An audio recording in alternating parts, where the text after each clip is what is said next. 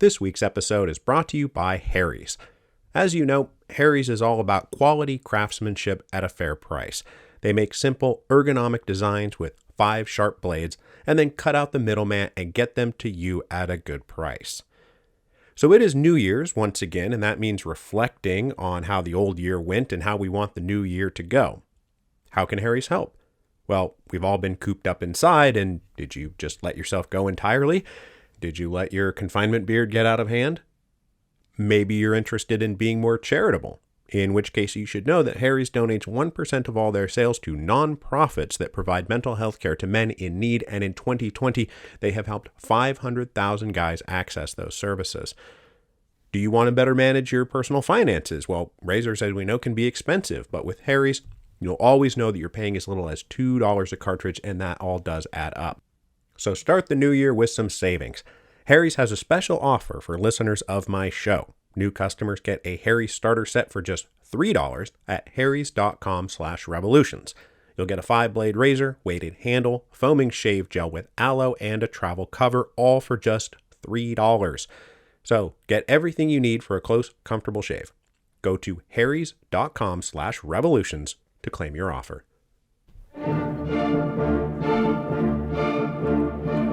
Hello, and welcome to Revolutions. Episode 10.42, The Stolypin Reforms. So last time we introduced the first nationally elected Duma in Russian history, and it did not go well. There were fundamental disagreements about the role the Duma was meant to play in the new post-revolution of 1905 political order, what its relationship with the government and the Tsar would be, the scope of its power and responsibilities, the limits on its power and responsibilities. And we wrapped up last week with the Tsar and his advisors concluding that their differences were irreconcilable, and so they dissolved the First Duma on July 8, 1906. Despite Tsarist fears and cadet hopes that this would trigger a renewal of mass revolution, it did not trigger a renewal of mass revolution. And there were lots of different reasons for this. There was a kind of general exhaustion from the last 2 years. Unemployment was a big worker problem at the moment, which made people hesitant to walk off the jobs they would probably immediately lose. It also happened during harvest time, so out in the rural areas, the peasants were literally physically busy. And also, there was the fact that the Duma as an institution had not been abolished. There would be new elections, there would be a second Duma. But a big part of the reason there was no revolution of 1906 is the new prime minister the Tsar appointed at the same moment he dissolved the First Duma, and that is Pyotr Stolypin. Pyotr Stolypin was born in April 1862. The Stolypins had been prominent nobles in the service of the Tsars dating back to the 1500s. His mother was the daughter of a prominent general who later served as governor of Warsaw. His father was an artillery general during the Crimean War, the governor of Eastern Rumelia, and who would later be appointed commandant of the Kremlin Palace Guard. Stolypin had extended family scattered throughout the imperial service, right up to the inner circle of the court. But though incredibly well connected, Pyotr Stolypin himself would come to the inner circle of power as something of an outsider. He grew up on his rural family estates rather than in the heart of St. Petersburg or Moscow, and he would always be far more attached to manor life out in the country rather than palace life and high society. In 1881, so just after the assassination of the Tsar Liberator, a 19-year-old Stolypin went off to university in St. Petersburg, where he most certainly did not get wrapped up in radical student politics. He was a diligent and intelligent young noble, studying hard so he could one day govern the empire, not overthrow it. While a student, he married a young noblewoman named Olga Borisnova, who was herself the daughter, sister, cousin, or niece of influential and high-ranking members of the imperial apparatus.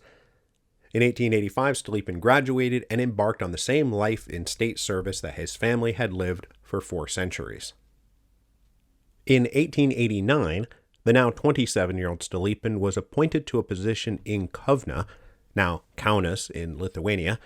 He would live and work there with his family for the next 13 years and be steadily promoted up the ranks. While in Kovno, he encountered in microcosm most of the challenges currently facing the Russian Empire: the substandard condition of the peasants, the low productivity of their agricultural system, the poor quality of their administration, the always tense relationship between the Russian administrators and the national minorities. In Kovno, Russians were only about 5% of the population. The peasants were mostly Lithuanian, their hereditary lords mostly Polish. Stolypin's early formative service in the 1890s also landed right smack in the middle of Sergei Witta's push for modern industrialization, so Stolypin also encountered the new problems posed by the rising population of an urban working class. So Stolypin personally witnessed a population that was kind of miserable and depressed. Alcoholism was rampant, people were always right on the verge of starvation and destitution, and always right on the verge of rebellion and revolution. Now, during these years in Kovno, Stolypin also observed alternatives to the archaic and anachronistic modes of production he was administering. Kovno was very close to the border with the German Empire and right on the new rail line that was linking St. Petersburg to Berlin. Stolypin toured German territory and was impressed by what he saw both economically and politically. He saw modern scientific farming techniques and machinery and technology. He saw rationally organized estates, and most especially he witnessed the role he believed individual ownership played in incentivizing work and increasing agricultural productivity. He observed people who went about their business fitter, happier, and more productive. He also observed how this satisfied peasantry in the German Empire formed a solid conservative bulwark supporting the Kaiser. They were not throwing bombs or burning down estates, at least not that he could see. Stolypin would then come back to Russian territory and see nothing but backwardness all around him. He desired change and reform. He believed that there was nothing happening in neighboring Germany that could not be brought over to Russia, even if the ultimate Russian version of all of this must be rooted organically in Russian history and culture.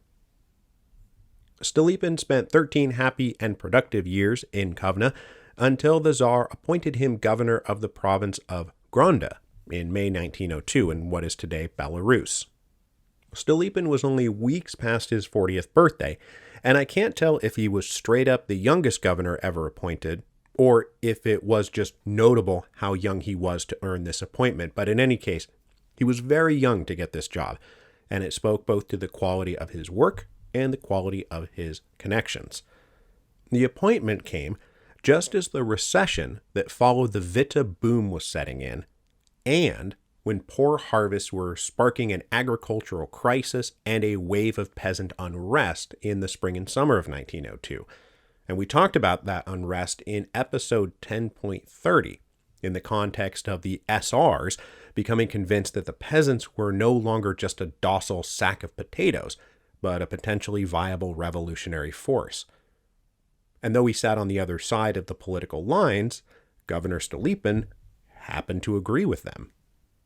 So administering one of the areas that was affected by all this unrest in 1902, Stolypin wrote a detailed report to his superiors describing the situation in his province and recommending potential solutions.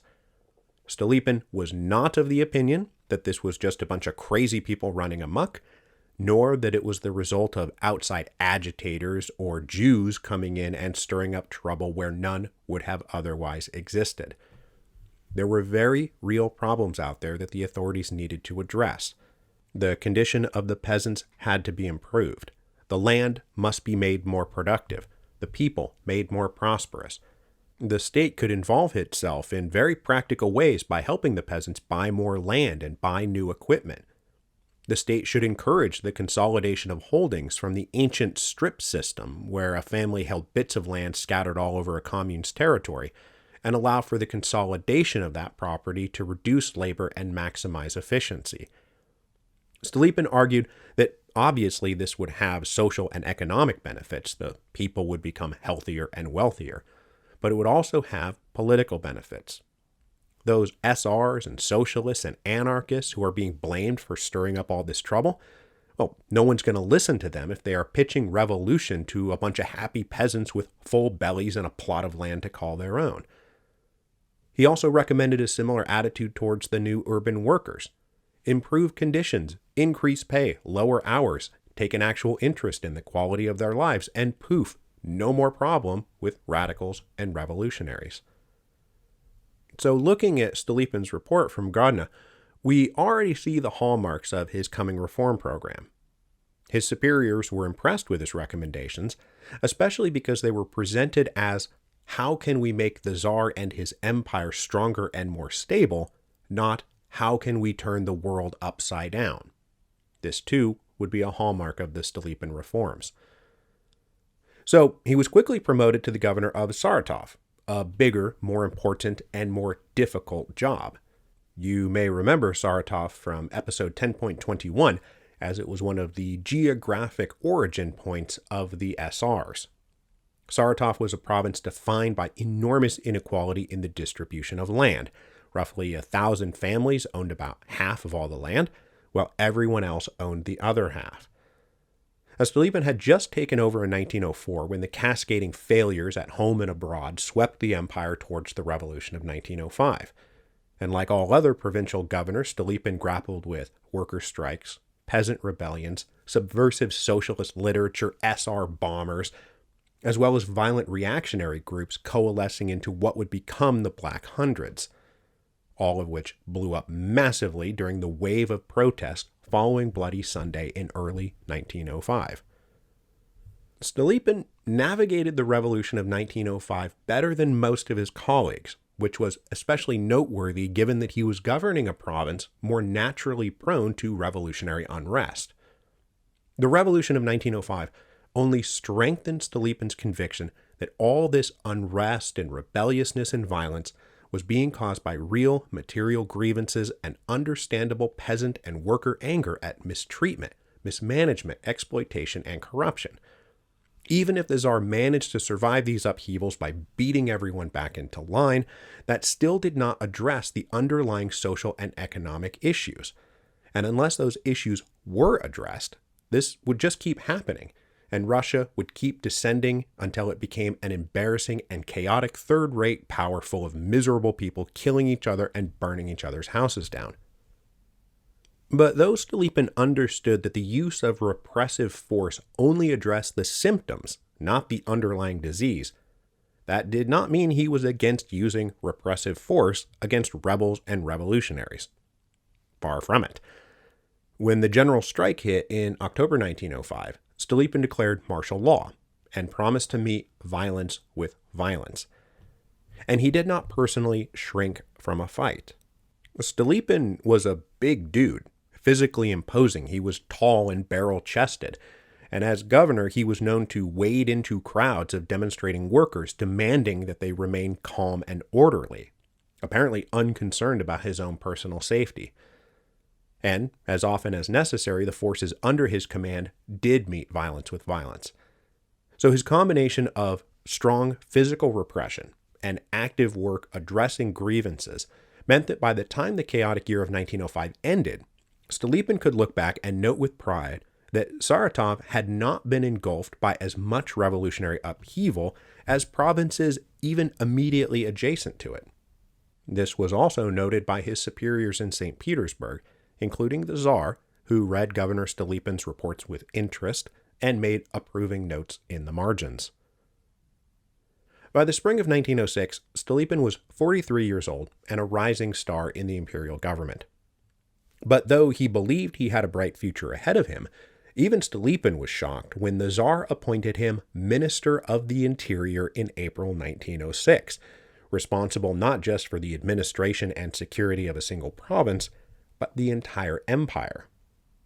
Stolypin very briefly attempted to argue he was too young and inexperienced for the post, but you don't actually say no to an appointment like that, so he did not. But he did stand out in the government. He was quite a bit younger than everybody else, and he had also spent his entire career out in the provinces, both doing his job or living and managing his estates. And he took some pride in this. He said, "The fact that I have been a provincial governor for a short time has not made me into a bureaucrat. I am a stranger to the Petersburg official world. I have no past there, no career ties, no links to the court. He believed that he could see what they could not, and he hoped that he could make them do what they must.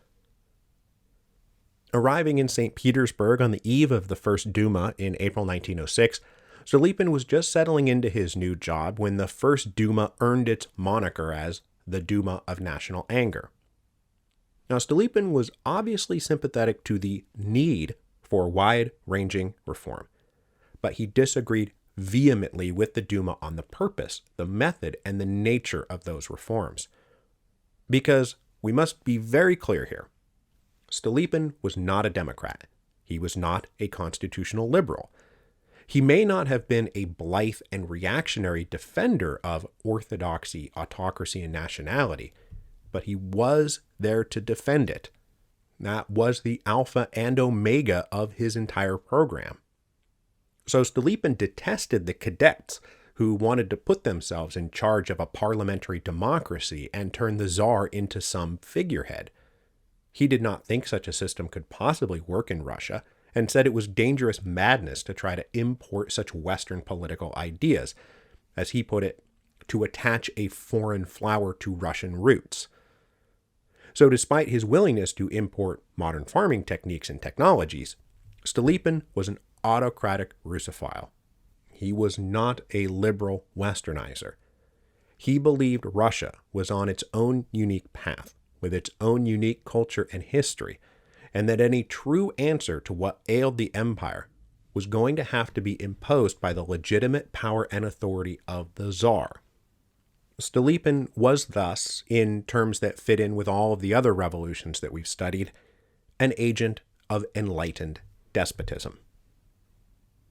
But he was fundamentally a practical guy, and Stolypin believed that the new Duma did have a role to play in a post-reform empire, just not the role the cadets envisioned for it. So unlike his colleagues, he made an effort to engage with them, and it quickly became clear that, among other things, Stolypin was a remarkably good public speaker, a heretofore completely unnecessary political skill. Stolypin could make himself heard in the sometimes unruly din of the Duma.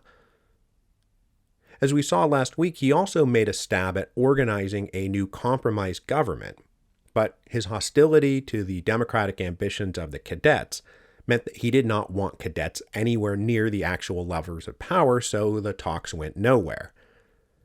After 73 days, even the practical Stolypin recommended the Tsar dissolve the Duma and try again next year. When the government made this momentous recommendation, Prime Minister Gormykhin acknowledged the failure of his own approach, and he tendered his resignation. The Tsar then turned to young Stolypin and named him prime minister with a brief to do all of it, all that was necessary, all that could be done, all that must be done. So Stolypin was young when he was appointed governor, and he was young when he was made Minister of the Interior, and now he was crazy young to be leading the government of the entire Russian Empire. But he believed he knew what ailed that empire, believed that he knew the cure, and he had the energy and talent to administer that cure. So he got to work. Stolypin became prime minister at an extraordinarily precarious moment. It was entirely possible the hurricane of revolution was about to whip back up. One of the reasons the Tsar trusted Stolypin is he had proven he was not a soft man who could be pushed around, or who thought compromise meant giving away the farm to liberals, Democrats, and socialists. And indeed, Stolypin's attitude was, first, they would pacify and suppress all violent antagonism, and then he would carry out reform. Peace and good order were the essential prerequisites of imperial renewal. Stolypin assured the Tsar that they would prove they were strong and not weak, that was the first order of business, that their reforms were not coming because they were buckling under pressure, but being delivered from an unassailable position of strength, that it was their choice to do this, not the revolutionaries. And shortly after becoming prime minister, Stolypin gave an interview for the foreign press where he said, "The revolution must be suppressed, and only then will it be possible to establish the definitive and firm basis for the future regime." And this was not hypothetical. Because though we know from a historical vantage point that there would be no revolution of 1906, Stolypin and his ministers did not know that the revolution wasn't really starting back up. The cadet delegates had just called for mass resistance in response to the dissolution of the Duma. Mutinies started breaking out in both army and naval units. Union leaders were calling for strikes. And as we briefly discussed last week, in May and June and July, peasant unrests had broken out all over the empire. And certainly the most active revolutionaries, the Bolsheviks and the Mensheviks, and especially the SRs, were as active as ever. So all through the summer of 1906, local police reported the discovery of homemade bombs and bomb-making material, thousands of pounds of dynamite, thousands of pistols and rifles, hundreds of thousands of cartridges. Political terrorism was alive and well, and anyone who worked from the state, from a police patrolman all the way up to the Tsar himself, was a target for assassination. So when I say that the hurricane of mass revolution did not return in the summer of 1906, the sudden tornadoes of revolutionary violence were hitting as regularly as they had for the past decade. As the new prime minister, Stolypin was himself, of course, now a prime target. And they almost got him, just a few weeks into his tenure in office, the first of a few times they almost got him.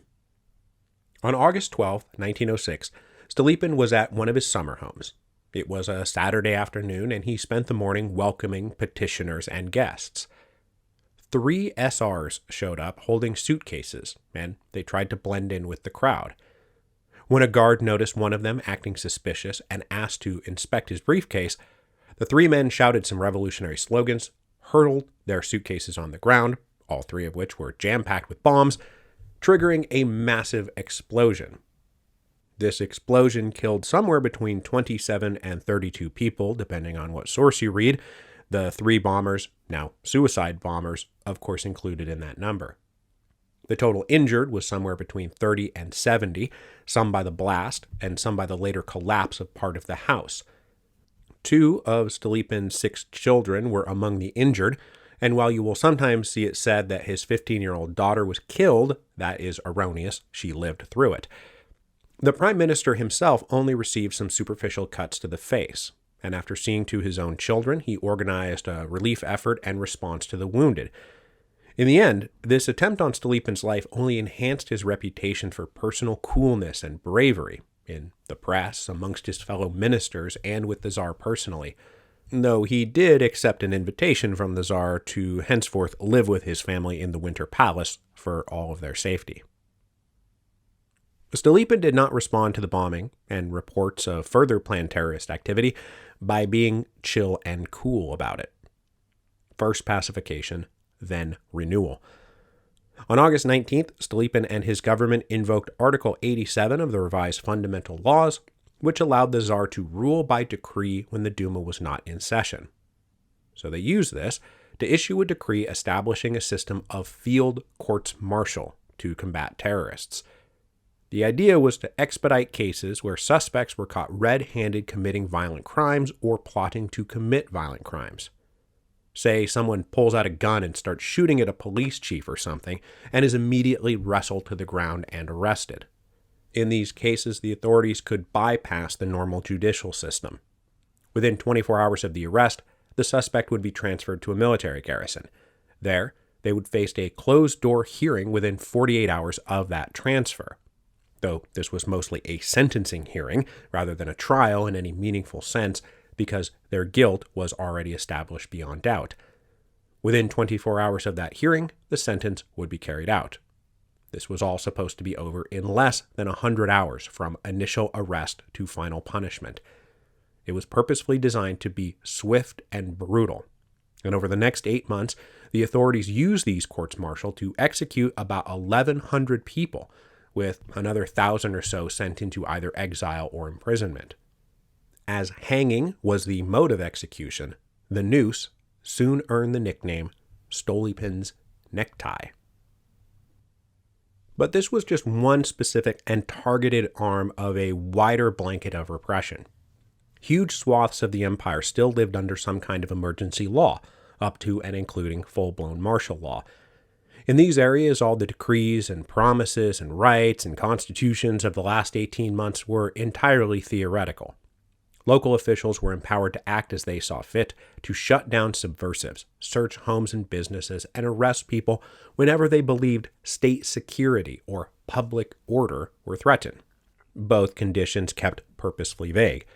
At the national level, Stolypin enforced stricter codes of censorship on newspapers and journals, especially targeting those who had printed the manifesto calling for rebellion after the closing of the First Duma. The rate of book banning rose dramatically, as did searches for subversive material. But this continued to be a never-ending losing battle, as the censorship office never had the staff to actually handle the flood of material being smuggled into the country on a daily basis. On the political front, assemblies and gatherings were closely monitored and broken up any time they were suspected of being even remotely subversive. Stolypin withdrew legal recognition from the cadets as an official political party, preventing them from holding congresses and assemblies and meetings. He also issued orders down the chain of bureaucratic command that anyone connected to the cadets or some other opposition party was to be purged from the bureaucracy. Now, this resulted in a few people getting the boot, but mostly it had the chilling effect Stolypin intended. Forced to choose between their jobs and associating with liberals and leftists, most chose to keep their jobs. So that's the repressive part of Stolypin's program. He was deadly serious about combating political terrorism as swiftly and as harshly as possible. But at the same time, he did want to avoid truly mass, indiscriminate repression, which he thought would be counterproductive. And in a circular letter to his subordinates, he said, "The struggle being carried out is not against society, but society's enemies. Therefore, indiscriminate repression cannot be approved." He hoped to prove this by moving quickly and forcefully to enact political and economic reforms that would release all the existing tension. And he further said in that same letter, "The government firmly intends to enable old and unsatisfactory laws to be repealed or amended in a legal manner. The old order will be renewed."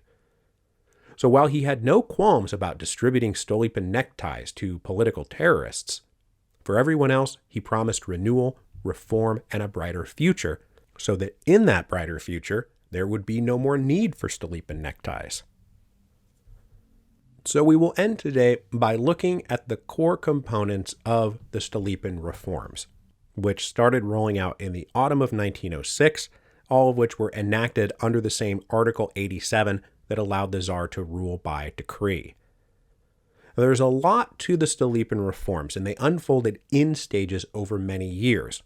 So I want to focus here on the most notably specific parts of the plan, as well as take some notice of the overarching goals these specific reforms were meant to achieve. The biggest and most important of which, without any question, was finally solving the land question. The land question had been lingering since the emancipation of the serfs in 1861. When the peasants were legally freed, not much else changed. The way the communes organized and doled out their land, the farming methods they used, the way that they were still legally and socially a subordinated class. Basically, the old medieval system remained intact. Huge estates owned by a few nobles, or land owned communally by villages, worked archaically, inefficiently by peasants given little real motivation to produce more, better, or faster. The only thing that had really changed since 1861 was that the population had increased by about 40%, leaving less land to service and feed almost half again as many people. It was little wonder there was so much misery, famine, and revolution.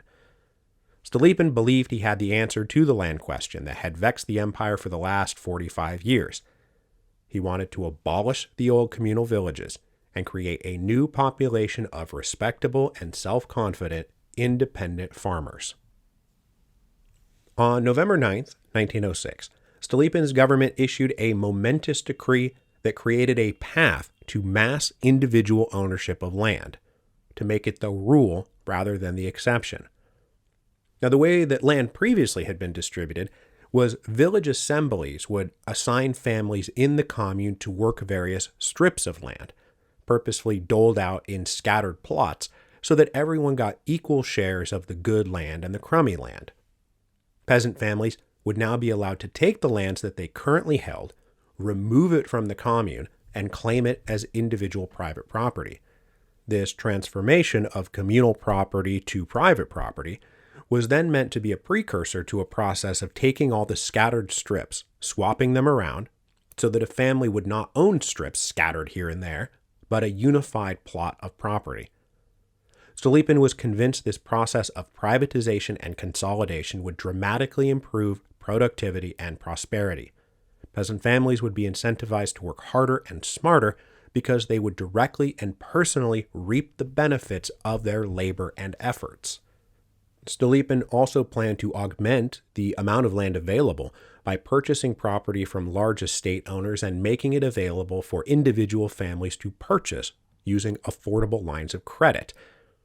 And this was just one part of a program to help the peasants make the transition, which would also include programs to promote the adoption of modern techniques and equipment.